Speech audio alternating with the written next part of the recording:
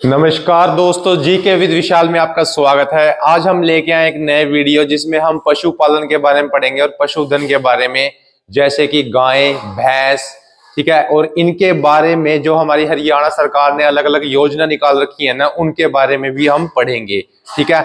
चलिए स्टार्ट करते हैं। ये स्पेशल हमारे हरियाणा के पुलिस के एग्जाम में आएगा, कांस्टेबल में, जो अभी फरवरी से मार्च में हो जाएगा।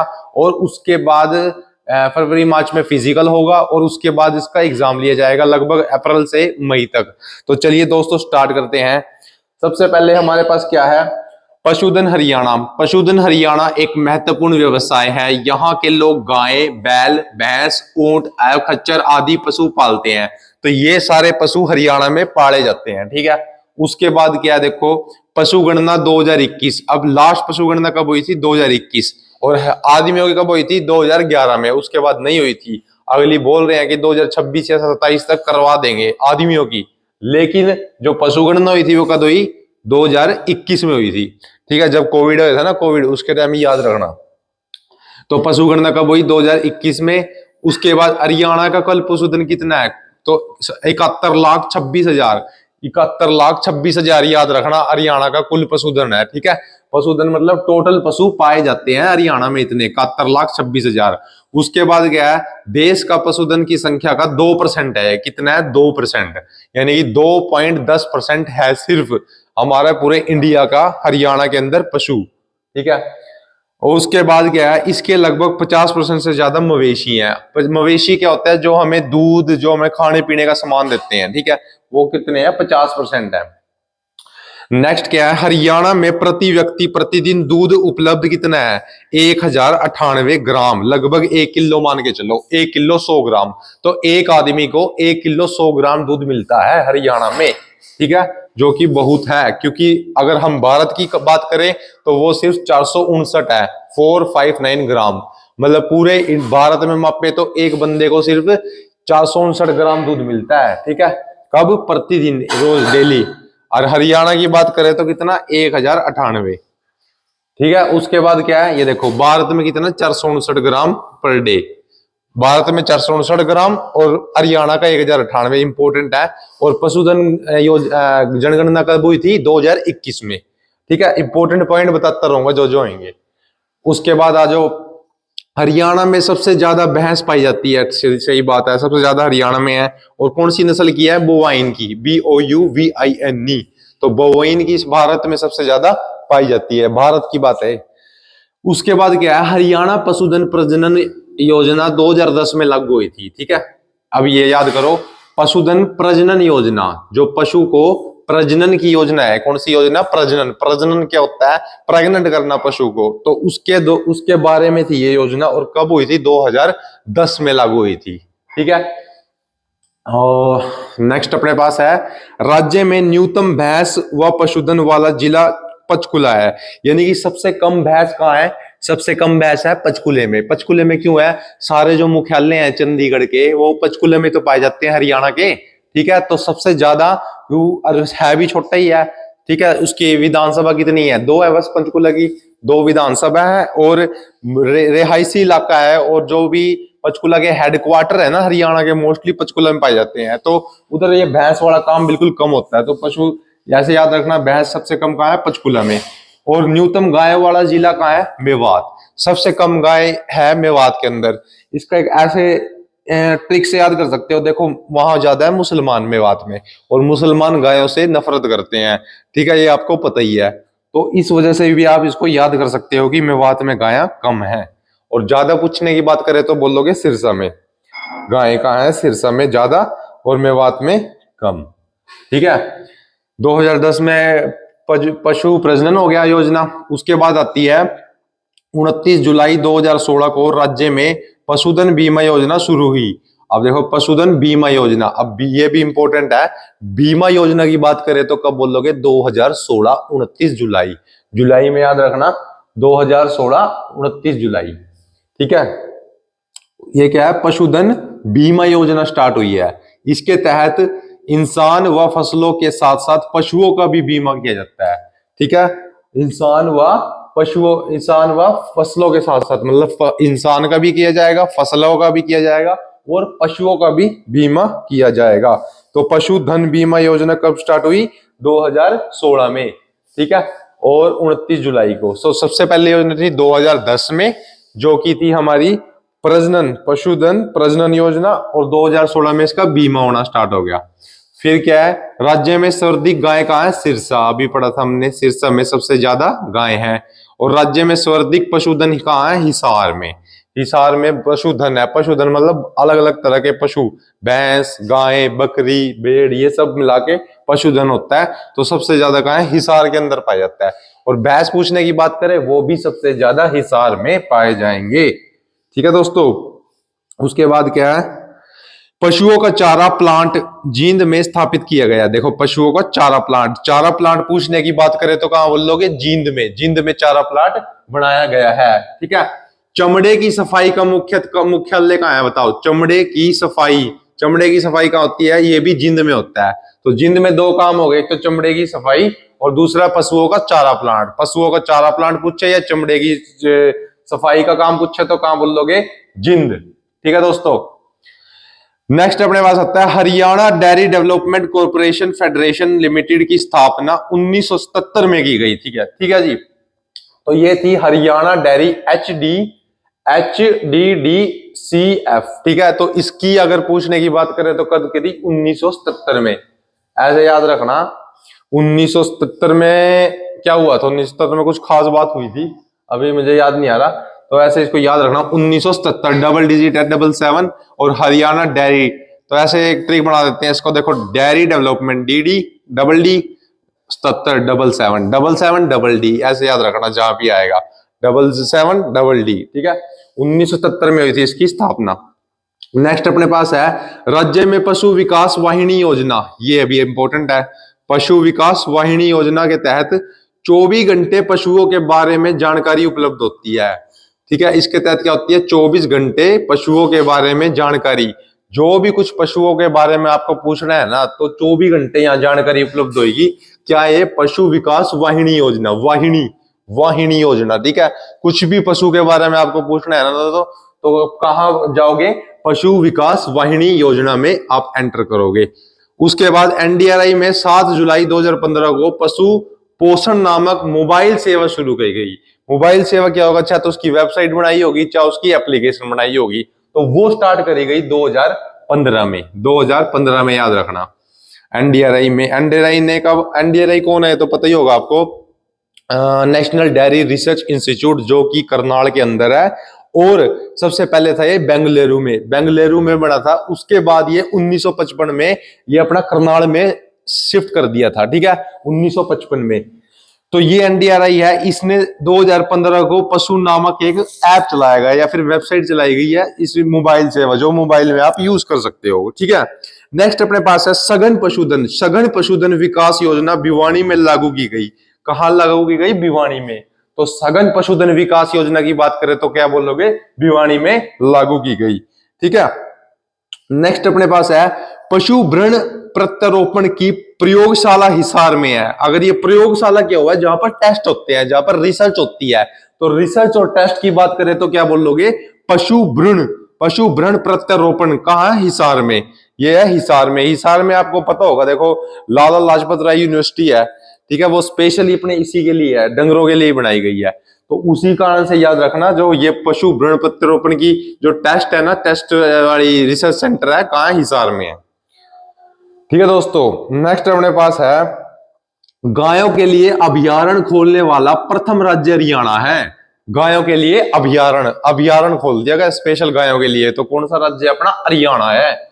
सबसे ज्यादा वेटरनरी स्थान कहां है? जींद में और सिरसा में। वेटरनरी स्थान क्या होता है? जहां पर आप अपनी पशु को ले जाकर उसकी चिकित्सा, उसका डॉक्टरी इलाज करा सके। तो डॉक्टरी इलाज कराने वाली सबसे ज्यादा कहां है? जींद में और सिरसा में सबसे ज्यादा गाय पाई जाती है ना, ऐसे याद रखना। सिरसा में वेटरनरी भी सबसे ज्यादा है और दूसरा जींद में।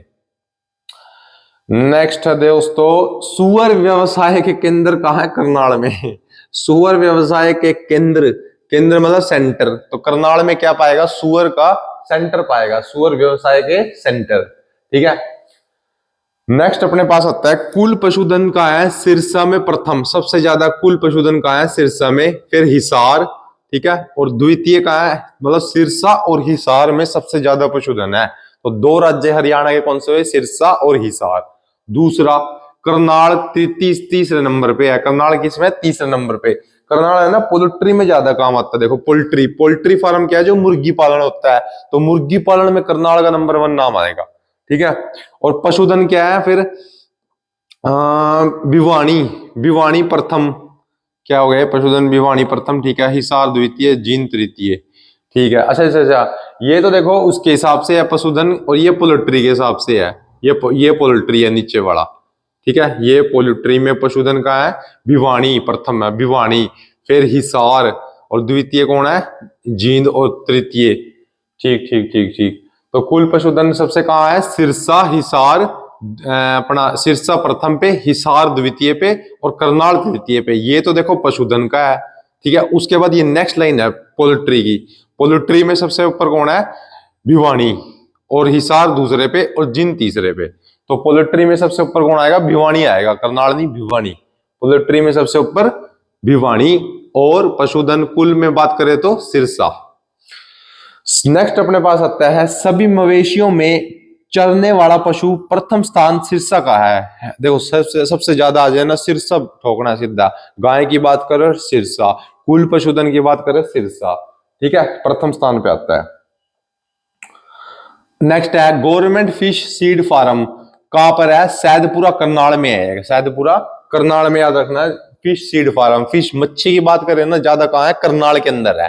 Government fish seed farm Saidpura Karnal. राज्य में पशुधन को पशु चिकित्सा एवं प्रजनन सेवाएं देने के लिए 2857 पशु चिकित्सा संस्थान है। तो कितने संस्थान है, 2857 लगभग संस्थान है। पशु कितने थे टोटल बताओ, 71 लाख लगभग 20,000, ठीक है, 71 लाख समथिंग कुछ थे। तो उतने टोटल पशु हैं, और उनके लिए हरियाणा में 2857 पशु चिकित्सा स्थान बनाए गए हैं। और आर्थिक सर्वेक्षण क्या है, 2023 और 24 के हिसाब से।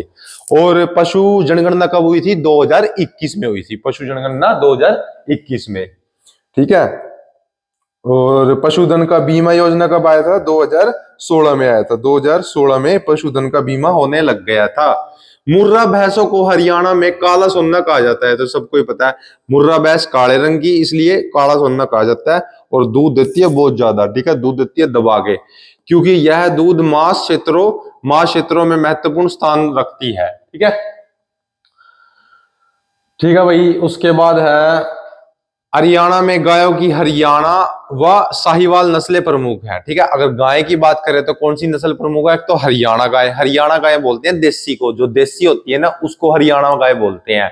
और दूसरी कौन सी है, साहिवाल, साहिवाल नस्ल प्रमुख है, ठीक है। साहिवाल भी बहुत दूध देती है, और ये अपनी हरियाणा देसी गाय, ये दोनों है हरियाणा के अंदर। उसके बाद आता है मेरे प्यारे लाडलो, हरियाणा के हिसार में एशिया का सबसे बड़ा पशु फार्म है, ठीक है। सबसे बड़ा पशु फार्म की बात करें तो हिसार के अंदर पाया जाएगा, ठीक है। उसके बाद क्या है, बागवानी से संबंधित प्रमुख योजनाएं। अब आ गया बागवानी, ये तो पशु के बारे में बात करी, जो मेन पशु के बारे में था, उनके बारे में जो योजना थी वो बात करी। अब हम पढ़ेंगे बागवानी के बारे में। बागवानी क्या होता है, जो खेती बाड़ी होती है, ठीक है, अलग अलग तरह की फूलों की, किसी सब्जी की, उनकी बागवानी होती है ना, उनके बारे में बात करेंगे। उनके बारे में जो योजना है, मुख्यमंत्री बागवानी बीमा योजना, ठीक है। जो आपने बागवानी लगाई है 5 किले में, 10 किले में, उसका बीमा भी तो जरूरी है। कोई वो ओलावृष्टि होगी, कोई आंधी आ गया, तूफान आ गया, वो खराब भी तो हो सकती है, तो उसके कारण से बनाया गया है। तो भाई आपकी बागवानी का बीमा करा लो। कोई आपकी बागवानी का कुछ हो गया तो आप उसको बाद में ठीक कर सको, मतलब ठीक नहीं, उसको पैसा मिल सके आपको। उसका बीमा का यही तो काम होता है, जो आपको कोई नुकसान हो ना आपकी चीज का, तो उसकी भरपाई कर देते हैं, ये काम होता है बीमा का, ठीक है। तो वो बीमा होता है बागवानी का। हरियाणा सरकार ने बागवानी फसलों को प्रतिकूल मौसम, प्राकृतिक आपदाओं, अब देखो प्रतिकूल मौसम, जो कोई मौसम खराब आ जाए, कोई प्रकृति की आपदाएं आ जाए, ऐसी कोई चीजें कौन कौन सी होती हैं, ओलावृष्टि, ठीक है, कोई आंधी, कोई तूफान, कोई बाढ़, कोई ऐसी चीज आ जाए ना, तो उस नुकसान की भरपाई, उस नुकसान की भरपाई करने के लिए शुरुआत करी गई थी। कब? 2021 में की गई थी। अब याद रखना, जब जनगणना हुई थी ना 2021 में, उसी टाइम ये वाली योजना आ गई थी, बीमा की योजना, बीमा कराने वाली योजना। ठीक है, किसकी? बागवानी की। ये याद रखना, पशु की पूछे तो 2016 में आई और बागवानी की पूछे तो 2021 में आई। नेक्स्ट अपने पास है, इस योजना को भावांतर भरपाई योजना कहते हैं। नेक्स्ट है भावांतर भरपाई, ये बड़ी इंपॉर्टेंट है और पिछली बार आई थी सीईटी में। ठीक है, भावांतर देखो नाम से ही पता लग रहा है, आपके जो भाव का जो अंतर होगा ना, उसका भरपाई करेगी सरकार। जो आपके भाव को, मान लो आपको मिलना था गेहूं 1600 रुपए क्विंटल मिलना था, 1600 रुपए क्विंटल, क्विंटल होता है 1000 किलो। ठीक है, नहीं सॉरी 100 किलो, एक किलो, फिर ऐसे करके 100 किलो, 100 किलो में 1 क्विंटल होता है। तो 1 क्विंटल का रेट मान के चलो 1600 रुपए है गेहूं का, तो 1600 रुपए जो रेट था वो नहीं मिला आपको। लेकिन क्या हुआ कि आपकी गेहूं वर्षा में खराब होगी, तो वर्षा में खराब होने के कारण वो काली पड़ेगी, और काली पड़ने के कारण उसका रेट लगा 500 रुपए। कितना लगा? 500 रुपए लगाया। क्यों? क्योंकि वो गेहूं खराब होगी। किस कारण से? वर्षा अधिक होने की वजह से। तो ये जो भाव का अंतर आ गया ना, 1600 में बिकनी थी, 500 में ली है मंडी वालों ने, ये जो अंतर है ना, ये कौन करेगी? ये सरकार करेगी। इस भरपाई का अंतर कौन करेगी? सरकार। तभी इसका नाम है भाव अंतर भरपाई। जो ये भाव अंतर आया है ना, भाव में, भाव मतलब रेट, रेट में जो ये अंतर आया है ना, तो इसकी भरपाई कौन करेगी? सरकार करेगी। ठीक है, इसको बोलते हैं BBY, भावांतर भरपाई योजना, BBY। ठीक है, और इसके अतिरिक्त लागू किया गया है जो क्लस्टर विकास कार्यक्रम को, क्लस्टर विकास कार्यक्रम को मजबूत करने के लिए एक राज्य योजना है। तो पहले बागवानी की हमने पढ़ी योजना कौन सी? मुख्यमंत्री बागवानी बीमा योजना। पहली में बागवानी का बीमा कर दिया 2021 में। दूसरा काम किया भावांतर भरपाई, उनकी भाव का भरपाई कर देंगे। ठीक है, 2 काम हो गया। तीसरा आया FPO, फार्मर प्रोड्यूसर। अब FPO क्या होता है? बताओ व्हाट इज FPO? देखो, किसान उत्पादक संगठन का गठन, इसको बोलते हैं किसान उत्पादक संगठन। मतलब ऐसे संगठन, ऐसी ऑर्गेनाइजेशन बना दी है जहां पर किसान क्या करेंगे? प्रोड्यूस करेंगे अपनी, फार्मर जो अपनी खेती है ना उसको प्रोड्यूस करेंगे, और ऐसे ग्रुप बना दिए। ठीक है, उन ग्रुपों के द्वारा क्या हुआ अभी पढ़ते हैं। देखो, सरकार ने बागवानी उत्पादों की सामूहिक विपणन को बढ़ावा देने के लिए, 92,000 किसानों को सीधे विभिन्न सरकारी योजना के तहत लाभान्वित करते हुए 683 किसान उत्पादक संगठन का गठन किया गया है। कितने? किसान के उत्पादक संगठन बना दिए, किसान के एक संगठन बना दिए। मान लो एक संगठन में 1000 किसान जुड़ गए, भाई तुम 1000 किसान इकट्ठे हो जाओ और क्या करो? किसानों को सीधे विभिन्न सरकारी योजनाओं के तहत उनको लाभ दो। मतलब सरकार ने बोला भाई हमारा एक एक पर्सनल बंदे के पास जाना बहुत मुश्किल है, तो तुम्हारा एक ग्रुप बना दिया और उस ग्रुप के हिसाब से जाकर तुम पूरा हर एक किसान को उनको लाभ पहुंचाओ। तो ये ऐसे ऑर्गेनाइजेशन बनाई है, इनको नाम दिया FPO, फार्मर प्रोड्यूसर ऑर्गेनाइजेशन। तो ये हुआ है। ठीक है, और क्या? इन संगठनों को गठन किया गया। तो कितने हैं? लगभग 92,000 किसान। ठीक है, कितने इस संगठन में? कितने? 92,000 किसान है, और करते हुए 683 किसान उत्पादक संगठन। तो संगठन पूछने की बात करें तो FPO के अंदर कितने संगठन बन चुके हैं? तो आप कितना बोलोगे? 683, लगभग 680 के आसपास। और कितने किसान है इसमें? 92,000 किसान इसमें आ चुके हैं संगठन में। ठीक है, 3 हो गए हमारे। अब हम पढ़ते हैं चौथा क्या? मेरा पानी मेरी विरासत। ये भी इंपॉर्टेंट है, very very very very important. मेरा पानी मेरा विरासत हुआ था 2020 से 21 में। इसमें क्या था? फल, सब्जियां, मसाले में विविधीकरण के लिए धान उगाने वाले क्षेत्रों को लक्षित करके एक नया कार्यक्रम बनाना। एक नया कार्यक्रम मेरा पानी मेरा विरासत शुरू किया गया। मेरा पानी मेरा विरासत। यह कार्यक्रम एकीकृत कृषि प्रणालियों और वर्टिकल खेती और क्या है? उच्च तकनीक बागवानी से प्रभावित होगा। तो इसके अंदर क्या है? उच्च तकनीक बागवानी भी होगी, और क्या है? एकीकृत कृषि प्रणाली, बहुत सारे सिस्टम को यूज करके बनाया गया है। ठीक है, क्या नाम है इसका? मेरा पानी मेरा विरासत। अब बताता हूं इसमें क्या है। सरकार चाहती है कि हमारा पानी का जो स्तर है वो बहुत नीचे जा चुका है, ठीक है, बहुत मतलब आने वाले टाइम में हमारे बच्चों को पानी की परेशानी ना हो, तो सरकार कह रही है ऐसी फसल कम लगाओ जिसमें पानी का ज्यादा यूज होता है। वो कौन सी है? धान। धान अगर लगाते हो ना तो पानी बहुत ज्यादा लगाना पड़ता है, तो सरकार कहती है भाई धान लगाना कम कर दो, फल लगाओ, सब्जियां लगाओ जिसमें कि पानी कम लगता है। तो ये बात कह रही है सरकार, फल, सब्जियां, मसाले, ऐसी चीज लगाओ जिसमें पानी कम लगता है।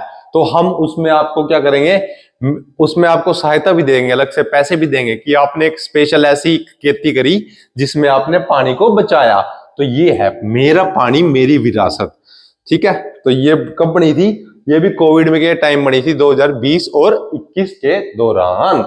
तो ये 4 योजना होगी, ठीक है। उसके बाद ये तो आपने पढ़ी ली, भावांतर भरपाई योजना, ये पढ़ाई थी वही सेम है। ये याद रख लो कब आई थी, ये सरकार द्वारा 2018 में शुरू गई, 2018 में शुरू गई करी गई भावांतर भरपाई योजना, ये याद रखना, ठीक है। लाडलो, उसके बाद आता है, हाँ ये भी इंपॉर्टेंट है, ये नई योजना है, ज्यादातर लोगों को पता नहीं है, बागवानी विजन दस्तावेज। बागवानी विजन दस्तावेज, अब नाम से क्या पता लग रहा है, दस्तावेज से इंपॉर्टेंट है कुछ। हरियाणा सरकार ने अगले 15 वर्षों में बागवानी के क्षेत्रों को 2 गुना और उत्पादन को 3 गुना करने के लिए वर्ष 2030 तक का बागवानी विजन तैयार किया है। विजन क्या होता है? दूर तक की कोई फ्यूचर प्लानिंग करना। फ्यूचर प्लानिंग कर ली भाई 2030 तक हम ये काम कर देंगे, 2030 तक ये काम कर देंगे। तभी तो देख 15 वर्षों में, 15 वर्ष में आज अभी क्या है, लगभग 2000 क्या चल रहा है, 26 चल रहा है, तो 2030 तक इसने प्लानिंग बनाई है, हम यू काम कर देंगे। क्या कर देंगे? क्षेत्रों को 2 गुना और उत्पादन में 3 गुना कर देंगे, यानी कि उत्पादन बढ़ा देंगे उस चीज का। उसके बाद क्या है, इस परिकल्पना के अनुसार वर्तमान में बागवानी के अंतर्गत कुल कृषि क्षेत्र को 7.5% के स्थान पर 15% क्षेत्र लाया जाएगा। तो 7.5 से कितना हो गया? 15% लाया जाएगा बागवानी के। तो इसका मेन काम क्या है? बागवानी विजन दस्तावेज, यानी कि विजन कब तक है? 2030 तक का दस्तावेज है, और अगले 15 सालों में क्षेत्रों को 2 गुना, मतलब कि जो आप खेती कर रहे हो ना, अभी मान लो उसमें आप गेहूं बो रहे हो, तो आप गेहूं बो के आप उसमें 40,000 का गेहूं निकाल रहे हो, तो सरकार कह रही है 2030 तक हम ऐसा काम करेंगे जिसमें आप उसको 3 गुना, 2 गुना, डबल, 60,000, जो 40,000 खेती हो रही थी वो 60,000, 80,000, 1 लाख तक की खेती हो जाए। ऐसा कुछ विजन लगे लेके आएगी सरकार 2030 तक का। तो इसलिए इसका नाम पड़ा है बागवानी विजन दस्तावेज, ठीक है भाई साहब। नेक्स्ट अपने पास आती है बागवानी फसलों में अनुसंधान गतिविधियों को बढ़ावा देने के लिए सरकार द्वारा करनाल में बागवानी विश्वविद्यालय की स्थापना की गई। ये भी बहुत इंपॉर्टेंट है। तो बागवानी विश्वविद्यालय की पूछ ले तो कहां पर स्थापना की गई? करनाल के अंदर। तो करनाल के अंदर क्या है? बागवानी विश्वविद्यालय की स्थापना, ठीक है। तो ये थे दोस्तों हमारे आज के अपने जो क्वेश्चन थे बागवानी के ऊपर और पशुधन के ऊपर। वेरी इंपॉर्टेंट क्वेश्चन रहेंगे, ठीक है। इनको रिपीट करो, और ये डिटेल्स है ना जो ये काम आती है, और इसमें से 4-5 क्वेश्चन बनने के बिल्कुल ही चांसेस हैं, ठीक है। पशु जनगणना कब हुई? 2021 में, ठीक है। और कौन कौन सी योजना लागू हुई वो सब मैंने आपको पढ़ा दिया है। 4 से 5 तो बागवानी की योजना लागू हुई थी और बाकी पशुधन की हुई थी। तो इनको याद करो, रिपीट करो, और नेक्स्ट वीडियो में लेके आऊंगा कि कौन सी इंक्यूबेशन पीरियड होता है हर एक जानवर का, कितना उसका गर्भकाल होता है, कितना उसको इंक्यूबेशन पीरियड है, वो सब पढ़ेंगे नेक्स्ट वीडियो में, ठीक है। तब तक अपना ध्यान रखना और पढ़ते रहना, ठीक है। 3-4 महीने बचे हैं, और फिजिकल को तो कहूं तो 1.5-2 महीने बचे हैं, तो पूरी तैयारी खींच के रखना, ठीक है। मिलते हैं नेक्स्ट वीडियो में एक ही मंत्र के साथ, ईट, रिपीट एंड स्लीप, ठीक है दोस्तों। तो मिलते हैं, तब तक अपना ध्यान रखना। राम राम, जय श्री राम, जय महादेव।